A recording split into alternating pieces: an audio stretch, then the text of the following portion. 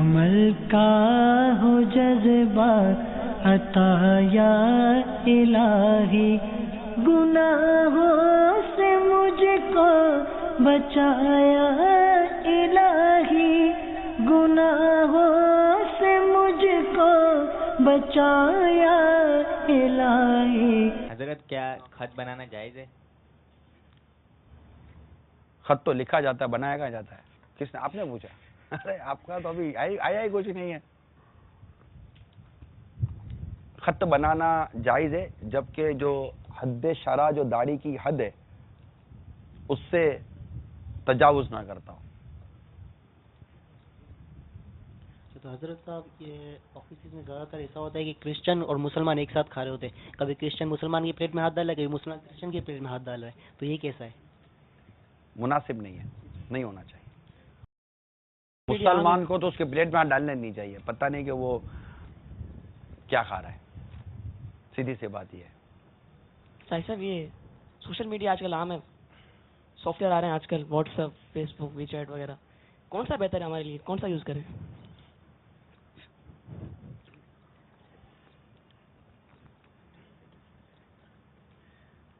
اگر مجھ سے پوچھو تو اس وقت موجودہ نسل کے لیے کوئی چیز بہتر نہیں ہے۔ جو سانپ کا اتارا نہ جانے اس کو سانپ کو پکڑنا نہیں چاہیے۔ سانپ سے بھی آپ نے دیکھا کہ سپیرے سانپ کو لے کے گھوم رہے ہوتے ہیں، ان کو سانپ کو پکڑنا آتا ہے، سانپ سے چھیلنا آتا ہے، تو سانپ ڈس لینا تو سانپ کا اتارا بھی آتا ہے۔ اور ہمارے آج کل لوگوں کو آتا نہیں ہے، یہ اس کا ڈسا برداشت نہیں کر سکیں گے۔ اور جیسے یہ بے حیائی کا سانپ ڈس لیتا ہے نا، اور اس طرح کا سانپ ڈس لیتا ہے تو وہ بیچارہ کہیں کا نہیں رہتا۔ تو میرا ناقد مشورہ ہے کہ اس سے بالکل کنارہ کش ہونا چاہیے، پہلی بات۔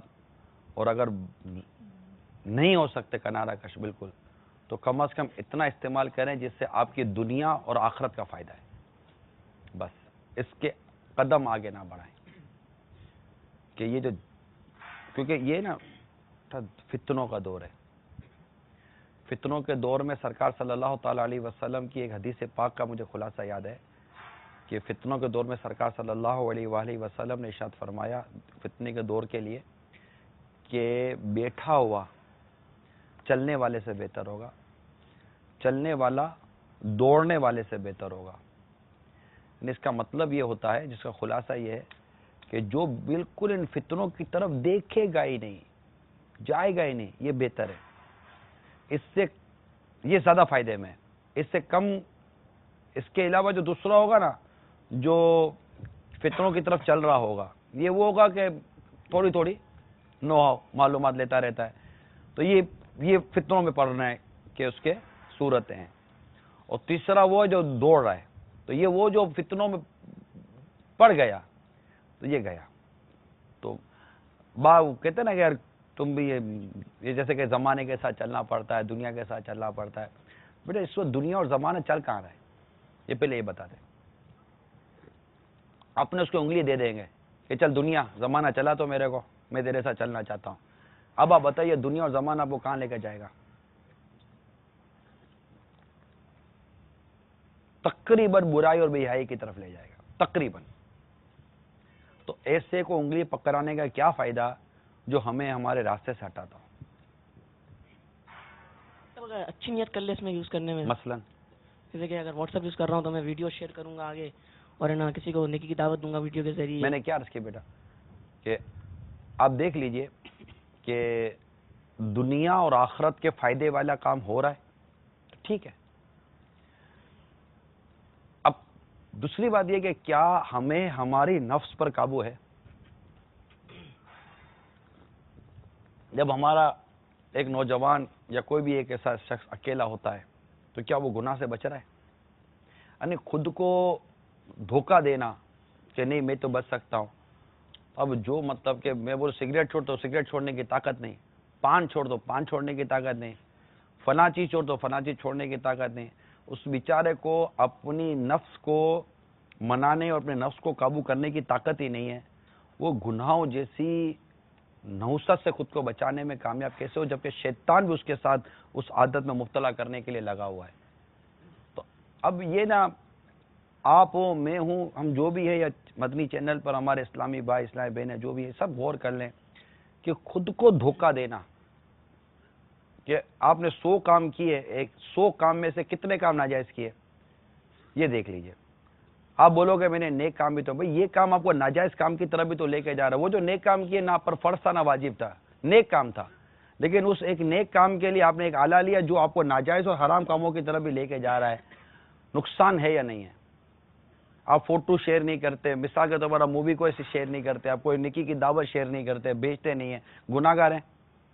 لیکن اسی وجہ سے اگر آپ گناہ میں مبتلا ہوتے ہیں تو اس کا رکھنا اچھا یا اس کا نکالنا اچھا؟ اب یہ تو 2 اور 2 4 والی بات ہے، فیصلہ آپ کے ہاتھ میں. حضرت اگر کوئی اس طرح کہے کہ بھائی آج کل تو یہ جو جی اپلیکیشن جو ہیں یہ واٹس ایپ وغیرہ، ان کے ذریعے کال فری ہو جاتی ہے تو میں اپنے پیسے بچا رہا ہوں، یا میں مطلب کوئی اس طرح کے ہیلے بیان کرے تو پھر ان سے ہم کیا کہیں؟ اگر وہ ہلائی وہ خالی بہانے کرتا ہے تو بہانہ بنانے والا اپنا نقصان کر رہا ہے. اور اگر میں نے عرض کی نا بیٹا کہ اگر اس کا جائز استعمال کریں گے تو جائز ہے، اس کے ثواب کا استعمال کریں گے تو ثواب ہے، اس کے ناجائز کا استعمال کریں گے تو ناجائز ہے. ٹھیک ہے، چاقو ہے، اس سے پھل کاٹیں گے تو ٹھیک ہے، بندہ کاٹیں گے تو سمجھ جائیے. تو ایک جو یہ پرٹیکولر جو پیس ہے، جو اکوپمنٹ ہے، جو ایک جو ڈیوائس ہے، یہ از خود یہ کوئی ناجائز و حرام چیز نہیں ہے. ٹھیک ہے نا، مگر اس کے استعمال پر ہے نا، اس کا استعمال کیا ہے. اب یہ مائک ہے، اس مائک کے ذریعے آپ نعت پڑھیں، شرعی سوال کریں، اور اسی مائک کے ذریعے نعت پڑھیں، اسی مائک کے ذریعے گانا بولیں. اب یہ مائک کا ناجائز استعمال کر رہا ہے گانا بول کر، اور یہ مائک کا جائز استعمال کر رہا ہے نعتیں پڑھ کر، ثواب والا استعمال کر رہا ہے. بلکہ نہ گانا بولے نہ نعت پڑھے، خالی اس مائک کے اوپر ایسے ہی مطلب کہ کچھ نارمل بات کر رہا ہے کہ نہ ناجائز ہے نہ گناہ ہے. تو یہ مائک کا مباح استعمال ہے، درست ہے، پکڑ بھی نہیں ہے اس کی. تو اب اس مائک پر کیا حکم لگائیں گے آپ؟ یہ تو اکوپمنٹ، ایک آلہ ہے نا. اور میلاد شریف کی حقیقت کیا ہے؟ مدینہ مدینہ میٹھا میٹھا ہے، پیارا پیارا ہے. میلاد شریف جو ہے نا، یہ آقا صلی اللہ تعالی علیہ وآلہ وسلم کی جو ولادت ہے، اس سے مولود اور میلاد کا لفظ بیان کیا جاتا ہے. ولادت، میلاد، مولود. تو اسی طرح ہمارے یہاں جو سرکار صلی اللہ تعالی علیہ وآلہ وسلم کی جو نعتوں کی جو محفل ہوتی ہے، تو بعض وقت عرب دنیا میں اس کو مولود النبی اور مطلب میلاد کے نام سے یاد کیا جاتا ہے کہ میلاد کی محفل ہے. تو اس طرح یہ موضوع اس طرح چلتے ہیں. بنیادی طور پر اگر بات کی جائے تو میلاد یہ نبی پاک صلی اللہ تعالی علیہ وآلہ وسلم کی ولادت کا جو ذکر ہم کرتے ہیں، اور 12 ربیع الاول کو جو ہم سرکار صلی اللہ تعالی علیہ وآلہ وسلم کی ولادت کا جو جشن مناتے ہیں، اس سے ہم عمومی طور پر میلاد کے نام سے یاد کرتے ہیں، جو کہ 12 ربیع الاول کو یہ تاریخ ہے ولادت کی. تو یہ مطلب میلاد کا ایک تصور ہے.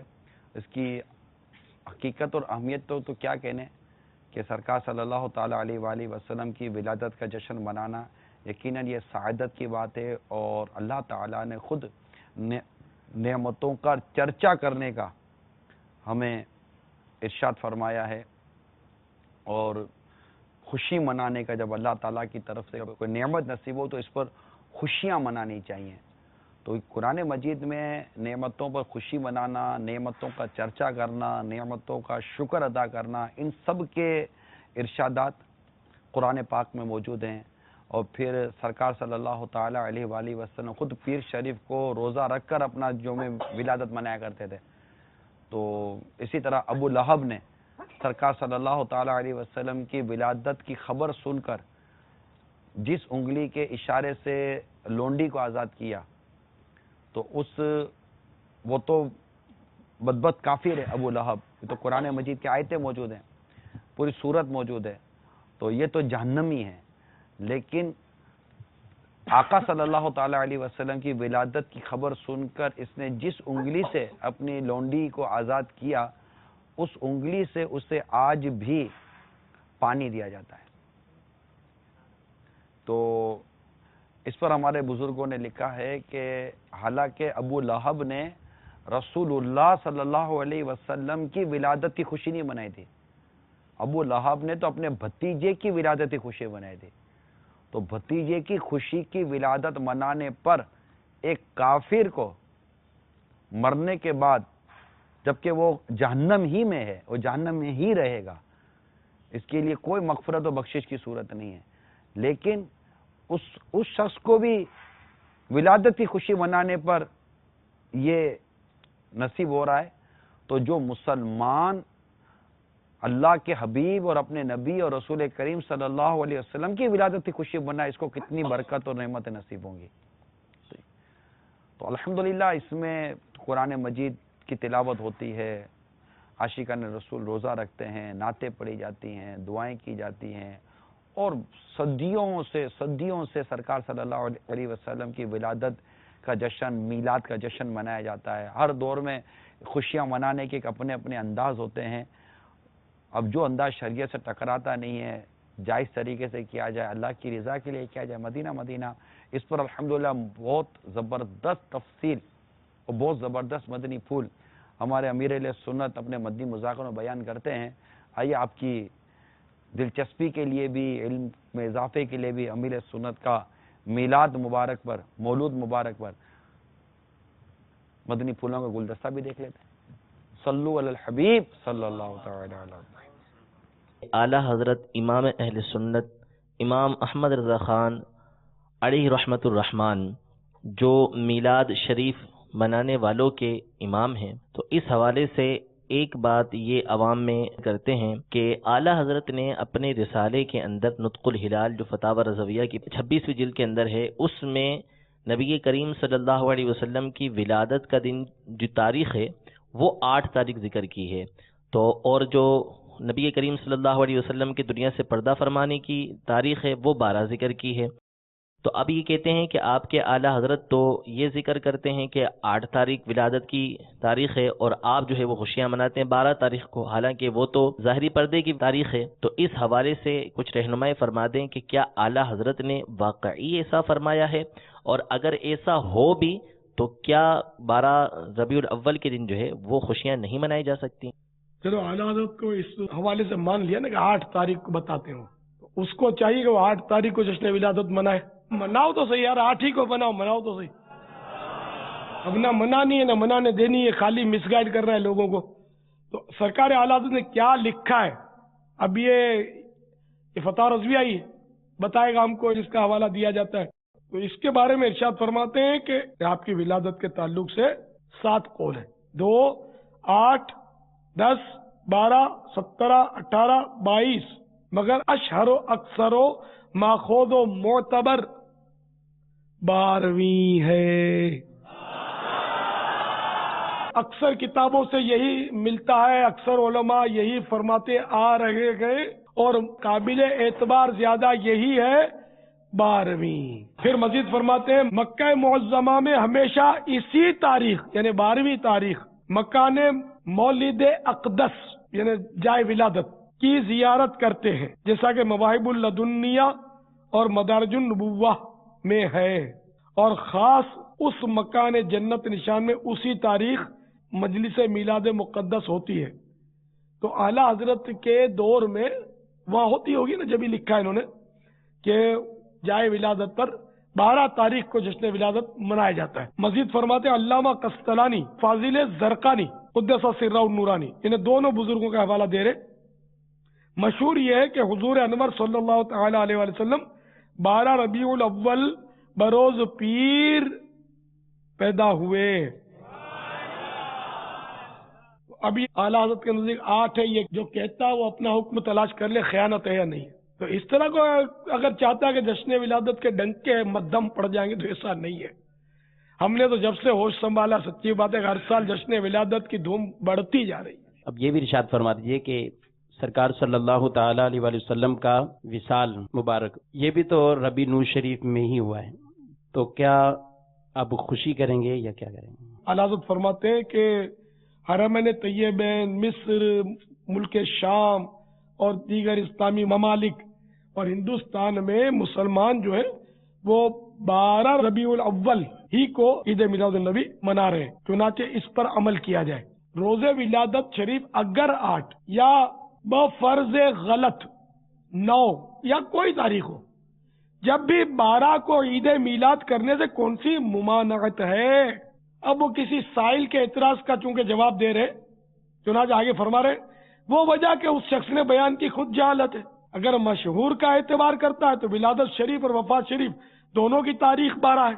हमें शरीयत ने नेमत इलाही का चर्चा करने और गम पर सब्र करने का हुक्म दिया, लिहाजा इस तारीख को रोजे मातम वफात ना किया, रोजे सुरूर विलादत शरीफा किया। यानी इसको गम का दिन नहीं बनाया गया बल्कि खुशी का दिन बनाया गया, क्योंकि वफात के बाद सिर्फ 3 दिन का सोग होता है। 3 दिन से ज्यादा सोग हराम है। हाँ, बीवी जो है वो शोहर के लिए 4 महीने 10 दिन सोग करेगी, बाकी तो 3 दिन का सोग है। 3 दिन से सोग मनाना हराम। तो अब अगर कोई 12 रबीउन नूर की वफात की तारीख को गम मना इस वजह से, तो वो तो गुनाहगार होगा।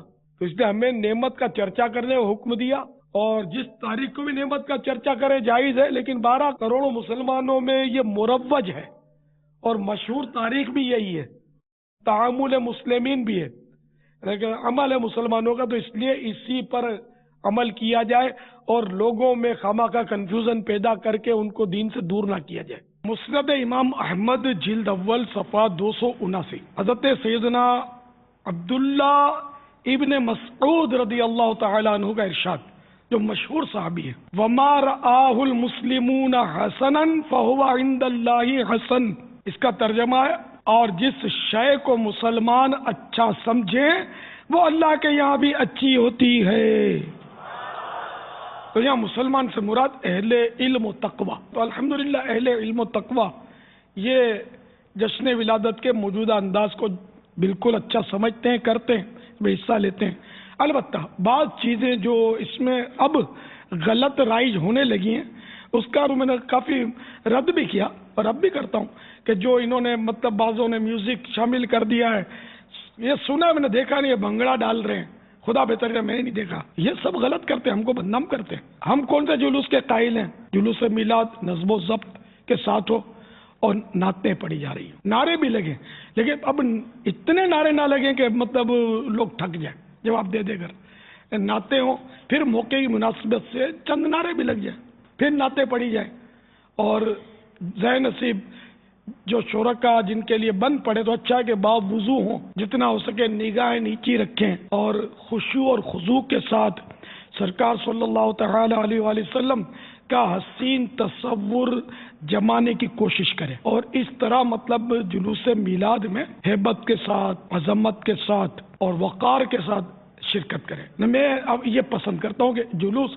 इस तरह का हो कि हमारा ये अंदाज देकर गैर मुस्लिम मुसलमान हो जाए कि ये ऐसे मुसलमान कि इनको अपने नबी से इतनी मोहब्बत कि आज 1400 साल हो गए और आज ये इनके इश्क में रोते हैं, इनके इश्क में ये इस तरह जुलूस निकालते हैं और इस जुलूस का इतना एहतराम करते हैं। अब की कर हंस रहे हों और मतलब जो बद इंतजामियाँ हो रही हैं, ये अंदाज आपको बताइए, ये सब नहीं होना चाहिए। अच्छी सूरत मौजूद है जुलूस की, और करने वाले करते भी होंगे अपने काम, मतलब ये नहीं कि हर एक को देखने निकलेंगे। अब क्यों हम मतलब यानी दूसरों को देखें कि ये गलत कर रहे हैं, वो गलत कर रहे हैं, यार अपनी करो ना। एक उंगली उठाओगे 3 आपकी तरफ उठेगी, तो फिर तो नमाज भी कोई सही नहीं पढ़ता आजकल, देखा जाए तो हजारों में किसी को सही नमाज कोई पढ़ता होगा।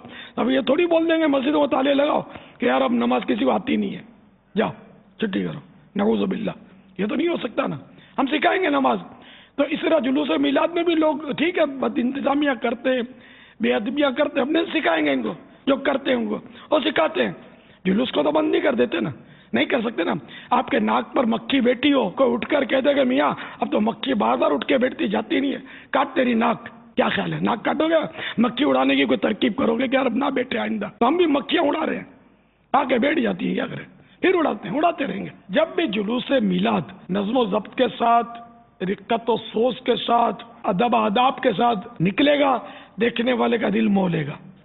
अल्लाह ताला हम सबको अमल करने की तौफीक अता फरमाए। बस इंशाल्लाह इज्तिमा में आते रहें, अभी मदनी काफिलों में सफ़र की भी नियत करें। ठीक, मदनी काफिला दे देना, ये कोई ऐसी सूरत हो जाए मदनी काफिला। یا اسی ہفتے کو مدنی مذاکرے میں اول تا کی شرکت اسی ہفتے کو ہیں؟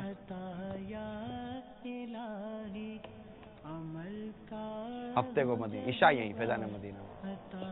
اللہ تعالی ہم سب کو عمل کرنے کی توفیق عطا فرمائے. عمل کا ہو جذبہ عطا یا الہی، گناہوں سے مجھ کو بچایا الہی، گناہوں سے مجھ کو بچایا الہی.